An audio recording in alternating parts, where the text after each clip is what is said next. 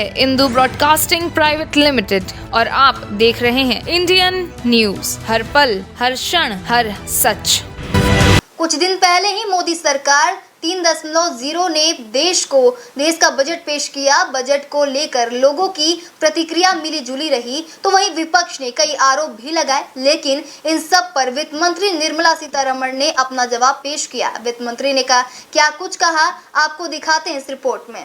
निर्मला सीतारमण ने लोकसभा में बजट चर्चा का जवाब देते हुए कहा कि मैं सदन के प्रत्येक सदस्य को धन्यवाद देना चाहूंगी। उन्होंने यहां प्रस्तुत बजट पर अपनी बात रखी और इसमें रुचि ली।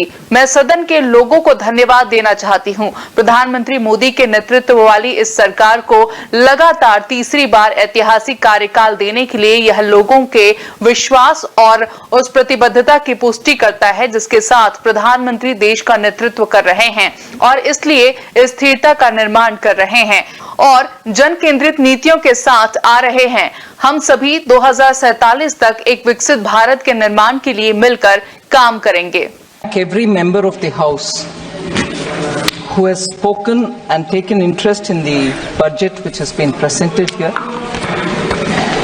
Let me at the outset thank the people of this country for giving this government headed by Shri Prime Minister Shri Narendra Modi ji a historic third consecutive term in office. It actually reaffirms the faith the people have and the commitment with which Honorable Prime Minister is leading the country, and therefore building stability and coming up with people-centric policies. We shall all work together to build a Viksit Bharat by the year 2047. Nirmala Sitharaman ने budget पर चर्चा का जवाब देते हुए कहा कि पूंजीगत व्यय के कारण कोविड के बाद हमने उच्च गति से विकास किया है और अब हमारा देश सबसे तेजी से बढ़ती अर्थव्यवस्था है। वित्त मंत्री ने कहा कि सरकार का खर्च तेजी से बढ़ा है। हम राजकोषीय घाटे के लक्ष्य का अनुपालन कर रहे हैं। 2025-26 तक इसे 4.5% से नीचे लाएंगे। I am extremely humbled by the trust faith.